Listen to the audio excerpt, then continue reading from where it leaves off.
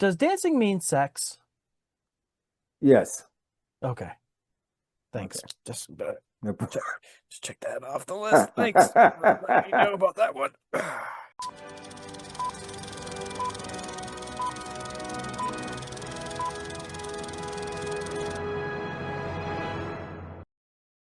Welcome back to Trees in Space, the podcast where we boldly go where no reviewer has gone before, through every movie genre, fueled by fan opinions, questionable nostalgia, and our own hot takes. This week, Jason and I watched the R-rated romance fantasy drama, A Big, Bold, Beautiful Journey. I'm your host for this episode, Nate Hanks, and with me, as always, is a man who told me off mic that the only kind of speed you need in speed dating is the kind you crush and snort, Jason Smith. How you doing, everyone? Hey, And Jason, I'm it's sure that's true. such a wonderful time to see you as always. I picked a movie that is a tad bit on the artsy side, if you will. I would say that's a good term for what it was. And when I saw that, because I had no idea this movie existed, so I started watching it, and I saw that Margot Margot. Robbie, and Colin Farrell was in this movie, and I love both these actors. And I saw that Kevin Kline was in there. I was like, I love Kevin Kline too. He's the mechanic. He's the Oh, elder okay. gentleman. I'm like, okay, excellent. Let's watch this thing. Right? Sounds like it has everything you need to be a fantastic movie. But before Jason and I can go ahead and tell you whether or not we thought this movie was fantastic, let me go ahead and tell you all what this movie is about. Uh, it is about Sarah and David, who are single strangers, strangers for whom are single, who meet at a mutual friend's wedding, and soon, through a surprising twist of fate, find themselves on a funny, fantastical, sweeping adventure together where they get to relive important moments from their respective pasts, illuminating how they got to where they are in their present. The possibility, and possibly getting a chance to alter their futures. Seems fairly right on. Does and now that I was written like that, and now that I think about the movie, I'm this is basically a Christmas Carol, not at Christmas time, with two people doing it together. How so? Because, well, in Christmas Carol, he goes back to when he was a child and to his first love. And he breaks up with his first love, Hmm. and then he goes and he does all this. He sees all the past things and how his life was affected by that, and how he became who he was. And then because he got to see that and relive that, he changed the way he was. This one just didn't go to the future. So it seems like that type of that kind of film. I do have a problem with the title of this film, A Big, Bold, Beautiful Journey, because they just journeyed backwards into what they've already done. That's not a journey. They've already did it. I mean, They it's were only already there. it's a half journey. I guess it's a journey with a Sherpa. Like, because you're No. doing the journey with somebody else's part of the life. So like Yeah, the High School Musical part, Sarah gets to see what, oh my God, I forgot his name already. David, David. his emotional heartbreak in high school. Hmm. Though I did find it really cool, or an interesting plot choice, to put David in dad position to At the parent very end, young David. yes, yeah, I thought it was very good. Yeah, because then he could see from his dad's perspective because he told her in the car that to tell their child that they're special, special, and then all of a sudden they're not. What a letdown that is! How life actually beats him down. But then he can see it from his dad's perspective, his mom perspective, to see why they did what they did. Because he wasn't supposed to live or he had that bad heart condition. Um, I will say I thought the right was kind of weird at the beginning because they meet at the wedding and they meet each other like outside. He's smoking and they start talking. I think that interaction for two great actors like they are was very stale, and I think the writing was poor there because she goes, "I'm gonna go back dancing." He said, "Have a good life" or something like that. It was just really odd. I didn't like the conversation. You know, one thing I did respect about that scene is Colin Farrell was smoking a cigarette, right? Mhm. And he only took a couple drags of it. He tossed that valuable piece of nicotine stick to go talk to her. He didn't bring it with her. He was respectful enough of the fact that perhaps she doesn't smoke and doesn't want to be around it. And I thought that was a class move. Yeah, I've done the same thing. I'm sure you've done the same thing when you used to smoke, I, and no, I'm sure you have. maybe I don't know. It just seemed very classy to me. Like Yeah. the thing that was really weird is the whole time I felt like the body language of the two actors was like, I'm into you, I'm into you, let's hug, let's give a kiss, let's snuggle, like Hmm. let's be together, like the whole time. And but for whatever reason, it was like two polar opposite magnets just pushing against each other. Like no matter Right. how hard they push to get to each other, they just can't touch. Well, I mean, because they both were pushing the other one's away, and I want to say, so what was happening is he was in the car, and the GPS. I do like how he rented the car. That was weird. You knew something weird about it, and I like the female actress that played the counter person about, do you want the GPS? And he's like, well, no, I don't need a GPS. I use my phone. What if your phone craps out on you? You know what? You Yeah. know, and all that. I love the way she's all excited and stuff. Well, yeah. But And she uses like vulgarity in a yes, positive manner. Like, all the fuck yeah, time. David. Yeah, I mean, yeah, yeah. I mean, I Now, do you want the GPS, David? No, I'll just hook up my phone using a USB. Because there are no USBs in these cars. There's no USB in a Saturn SL fucking 1994. Of course, well, I'll just listen to the GPS on my phone. But what if your phone craps out on you? I don't think my phone will. It might, David. What if it does? People's phones crap out. They crap out on them all the Well, time. my phone's never crapped out on me. But what if it does, David? Won't you remember this exact conversation? And won't you think, fuck me? Fuck me so very, very hard. I'm sorry, what is this place? You want the GPS, David? Sure. Fuck yeah! love that. And then he And would. they were all 94 scat Saturns. And he's like, Yeah, they like- don't even make They a don't make Saturn Saturns. anymore. They do here.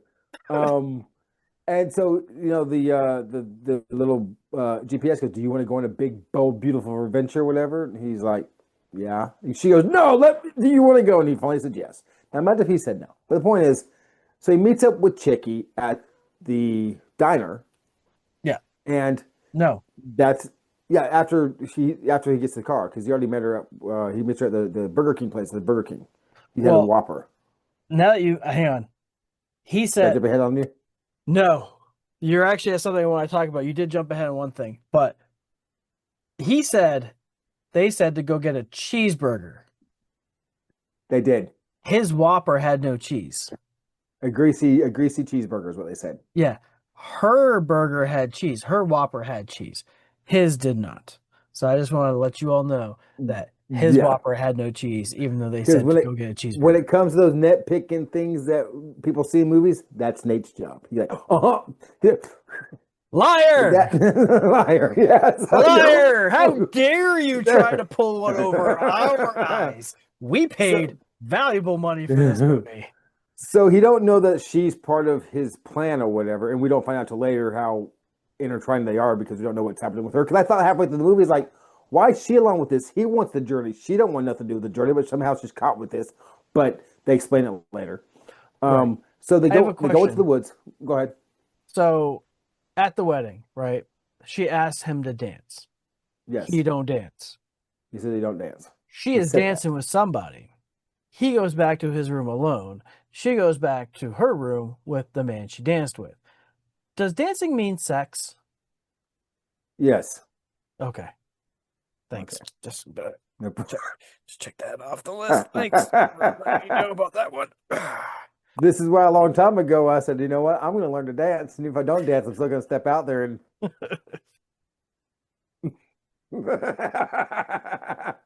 It doesn't mean sex, but it definitely ups your chances.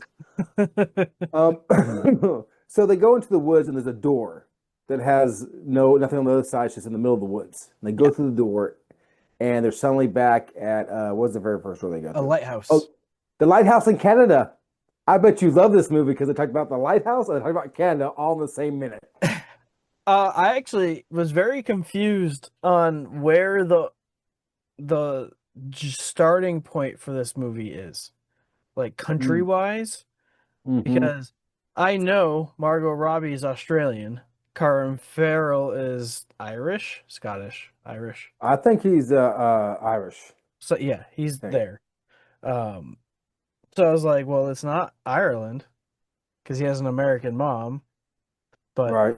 she's not American. She's Australian, but she has an American English accent. So I guess it's in the United States. But it was just very weird to me. It So, was either the United States, England, or I guess Canada because well, or they like the drove on the North. left-hand side of the road. That's what I'm saying. Yeah. Yeah. So they drove on. Yeah. So wait, but they drove on left. But they drove with the left car. The car was American. It's a Saturn, I Well, yeah, guess. that's what I'm So saying. They drove a left-hand yeah, drive. I think yes. Okay. Yeah, and they drove on the right side of the road, so they were Correct. driving. They weren't driving in 90% of the world. Right. So after that all happens, and they go up to the lighthouse, and they come back down, and they're riding on the road again. They're like, "Did that really happen?" And then she says, her biggest concern is who put the door there? Not I opened a door to a lighthouse that was on the coast of Canada when I was in the middle of the woods. I mean, So when they walked into that door, I thought right away, I was like, "Oh, it looks like they're in a nautical museum." And then yes. he was like, "Oh, this is this lighthouse I went on my own." And I thought it was very corny. He's like, "I didn't realize how beautiful it was until he had somebody with him." And I was like, "Oh, that's fucking dumb." And she calls him out on that later on about how rehearsed it sounded. That whole like Yeah. everything seems so small. I do love the part where they talk about how they say life is short, but it's not short. It's very long. It's only short if you're trying to make sure something lasts longer. That's when life Yeah. is short, and they have nothing worth living life for or something. I was like, wow, talk about bringing someone down, you bastards. I thought it was quite lovely though. It was a real nice perspective to kind of look at things. Yeah. Uh, I And go ahead. no, I was gonna say, and then she talks about how she ain't with someone because she cheats all the time. Yeah. Half of her wants to, not give a shit, so she cheats, and now suddenly all of her is single instead of half of her. That's how she should be anyhow. And he's like, that sounds rehearsed. Hmm. And she's like, how you rehearsed that? Like they both were very rehearsed with each other. I love how they show that, like, they know they call each other on their bullshit Yeah. until it, I know I'm skipping. We'll hit what you want to hit, but until they both go to the diner with their significant others and have that breakup talk, Oh my gosh. Yeah. That that was. to me is when the movie got good. Until then, I was just like, it's okay, and then it Well, got good. at 5 minutes and 37 seconds, I write down, WTF am I watching? At 13:16, I go, WTF is going on? And then she asked him to marry her. Yeah, that was odd. See, Like, it was weird. I was like, what the hell is this? This doesn't make sense. Like, for someone who's afraid of commitment and cheating and all, why would you? I don't know. That was just very odd, really What odd to me. I thought was happening with that conversation was they actually knew each other before. They Yeah, were married before or something like, and they were like playing role playing a game or something when they met or something like that. That's what I thought was going on. yeah, almost. Well, it could, yeah, or like some sort of like Inception and Men in Right. Black memory swipe type of deal. Yes, something, and they were going to go back and forth, and we're going to see it like a Groundhog Day type thing.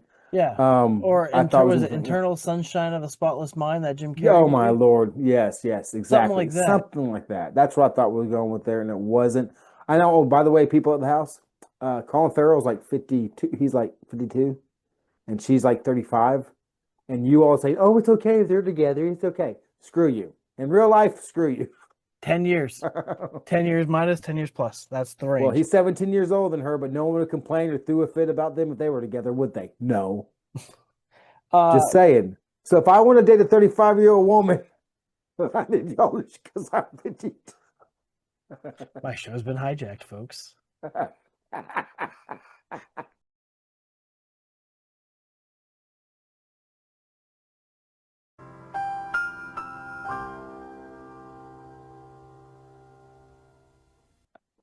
Uh, Speaking of age, one scene that I thought was fantastic is when they go to David's high school, and this is where Sarah learns that he is a drama nerd, and he's Yes. talking to his um, drama teacher, and Yes. he's like, "I'm 15. Oh, cool." He's like, "I'm 15." He looks at Mark or Sarah, and she's like, "Oh, Yes. cool. How old am I?" The drama teacher goes, "I don't know, Oh, 40." 40. I And know she this. goes, "I'm going to kill you today. Forget 4 years from now." And then as it pans off, you hear, "Fucking 40?" Yeah, I love it. It's great. Half hour, everyone. Mr. Nelson, how old am I? You're 15. I'm 15. Cool. How old am I? I don't know, 40? I'm gonna kill you today. Get 4 years from now. Fucking 40. I thought that was good. Wait, 40? Fucking 40? That was funny. There was some really cute parts of this movie. This is one of those movies, again, to me, that was watching it, I'm like, oh my God. But afterwards, I'm like, I feel a certain way about this thing. So, I agree. Like I said, it was one thing though that was interesting is David tried to really give a lot of credit to Sarah, especially when it came to the loss of Sarah's mom. And mhm. he was like, "Oh, that's so sweet. You went to her favorite place, the museum." And she's like, "Oh, that's so sweet that you think that, but I was really having sex with my professor." Yes. Like, oh, Yes, oh, she was a pretty terrible, quote unquote, person. But like I said, and obviously I don't want to ruin it for the rest of the people about why she was part of the whole thing. Um, mhm. but the scene with the ex-boyfriend, ex-girlfriend, explain why you don't want me, why we broke up, why, and they gave the reasons, and they go. I love the back and forth, kind of like they were giving the exact same reason, but the opposite side of that same reason. Yeah, I'm overwhelmed. I'm underwhelmed. That back and forth was great, and both the exes are like, bullshit. Go deeper. yeah, Why? And they go deeper, deeper, and I'm like, and then I felt this. I really felt this in my soul when Dave's like, I love the chase. I've told you this. I love the chase. I want hmm. to pursue and pursue, and once I have, and I made you as happy as I can make you, and then all of a sudden, I don't know, but I think we have really kind of talked as much as we really probably have. We talked as much as we can about this movie. well, I mean, I definitely want to talk about how she was driving too, but would that ruin it for people? I mean, I think with keeping respect to the movie and anybody trying to watch this movie, which I think they should, um, let's just go ahead and get into the 5-star and 1-star and less reviews.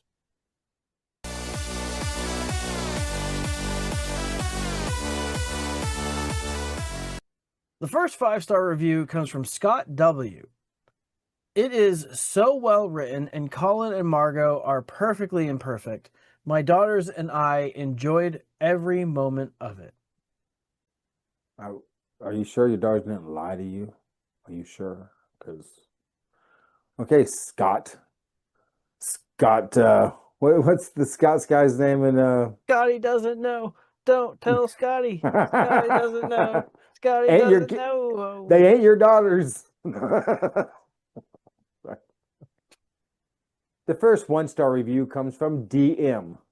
Really stupid movie. I thought it was going to be a romantic movie according to the advertising, but it was just terrible and depressing. What a waste of time. I thought it was a pretty romantic I thought movie. I thought it when was, they were looking over the planet in the space, that was pretty romantic. yeah, a lot of Yeah. romance. I thought, yeah, whatever.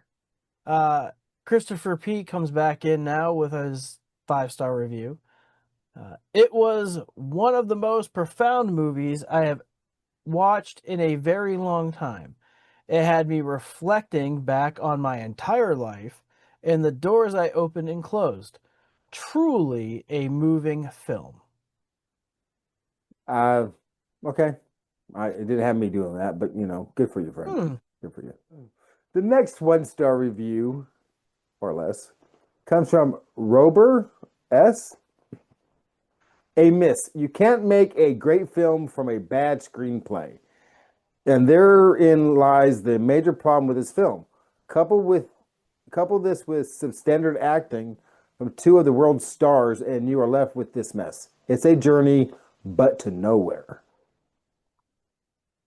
It's a journey together. It is, and I don't think it was substandard acting. I can agree with maybe the writing was a little bit wonky in places, but I thought the acting was superb. The last 5-star comes from Online A. This was a big, bold, beautiful journey within. I love how they didn't focus on the supernatural element of the doors, but on the journey within. Should definitely get more love. This is a timeless piece. Hug emoji. Aw. You know, I'm glad they said that because I'm telling you, if I'm driving through the woods and I see a door, I'm like, what the heck? And then I'm like, I'd be freaking out the whole time. I want to get back in my car and just be like, dude, like I mentioned I would before. go open it. I would want to see if this door goes somewhere. Are you kidding me? I would too. But once I did, I'd be like, did this just? I'm going home now. I know how to get to home from where I am. I don't care. I'll go to Rent-A-Center, not Rent-A-Center, Rent-A-Wreck or whatever. What? Give me a different car. I'm gonna Get me a go different car. rent me a washer and dryer because I can't afford to buy it outright. Hey, I've been there. So- the last 1-star review comes from Nigel S. We very seldom wall out. I think it's supposed to be walk. We very seldom walk out of a cinema movie that we paid big bucks for, but this was one of them. Usually love Colin Farrell movies, but give this a miss. No appeal, dull with no plot, and extremely slow pace. Had no interest in how the plot unfolds.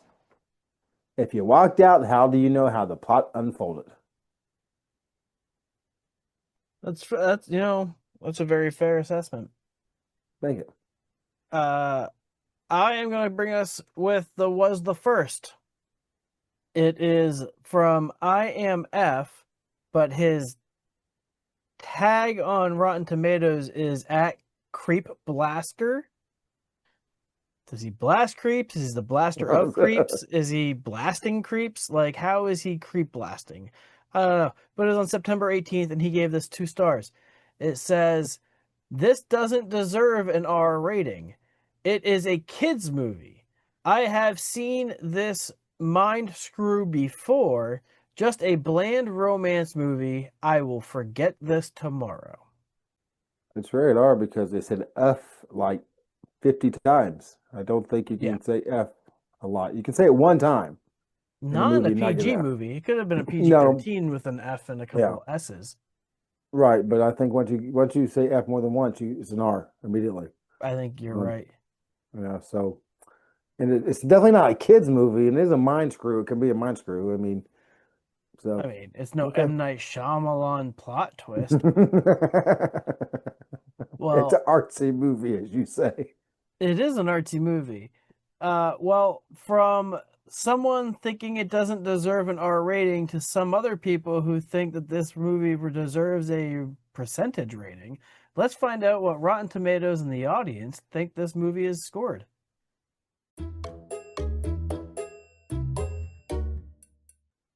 Rotten Tomatoes scored this movie at a surprising to me 37, that's right, in a row, %, while the audience scored this movie at 59%. I guess Rotten Tomatoes don't like artsy movies as much as they used to. Right? This does seem like it would be a movie that would be way up on their list. You would think. Yeah, well, I do think that it's time for you and I to go ahead and rate this movie of A Big, Bold, Beautiful Journey. So let's go ahead and start giving it some trees and stumps, huh?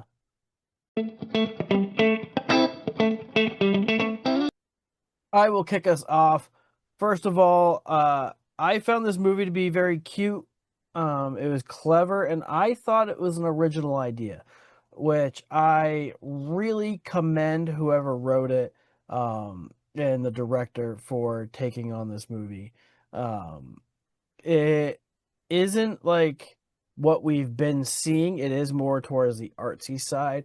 And what I really appreciated that in this movie is it was kind of, it didn't shy away from the fact that a lot of it was probably shot on a soundstage, and it seemed like a stage performance. Like I was in a theater watching this movie. Like it could very easily be reproduced into a four stage performance, and I really kind of digged that. It was something very different. Um, I thought Margot Robbie was very lovely in this movie, though at points I thought that they probably could have gotten a different actress to play this movie and do just as good. Um, Jamie Presley was one person that came to my mind, but that's just because I can't see one without thinking of the other, and I can't for the life of me think of who the other one was at this time. Um, I would definitely recommend this movie to my surgeon, and I would tell my surgeon to take their significant other to this movie because I think it would be a very good date movie. I completely disagree with the audience and Rotten Tomatoes. I think they scored this movie really low. Um, I am surprisingly enough, even though I said at 5:37, what the fuck am I watching? And at 13 minutes, what the hell is going on? Um, I think this movie is four trees and a stump. My turn, assholes. Um, I would not recommend it to my surgeon. It's not because I just wouldn't. It's not my type of artsy movie. I mean, it's no dream scenario. I would, and it's no she came to me. Mm-mm. But it's definitely in Nate's wheelhouse of movies like this. Not Frankenhooker. I mean, hey, it's not as good as My Old Ass. That's what I'm going to say. I think when you talk about Margot Robbie. Why can't I get her name right?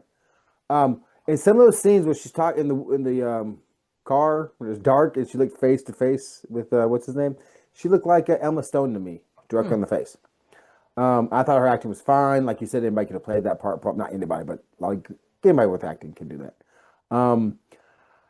I thought it was slow. Like I said, it was until they broke up with their significant others in the diner to me where I finally got interested in it. For me, that was way too long to finally get interested in a movie, which makes me lose a little bit for it. I like the little idea at the end where she in the car and all that stuff that we didn't talk about. I really like that, which kind of closed a loop for me. I do like how they didn't explain too much about the doors and they were just along for the ride. Thought it was a bit too long. I don't think Rotten Tomatoes is fair on this movie. I think it was a lot better than the little bit they gave it. That wasn't fair to it. I'm more gonna agree with the audience, and I am gonna give this 3 trees. Hey, you know what? I was concerned that you were going to give it something similar to what you may have given Nandor Fodor in The Talking Mongoose. I almost brought that one up. So Another one of your artsy movies. I'm happy enough that you enjoyed this artsy film. I would love to hear what anybody at home thinks of this movie. It is definitely a slight deviation of what we've been doing, but as we say in the beginning, we boldly review anything of genre, fueled by any fan opinion and questionable nostalgia. We look forward to seeing you every Monday here at Trees and Space Show, where we review a different movie every week. Until then, I've been Nate. That's been Jason. Take care, everybody.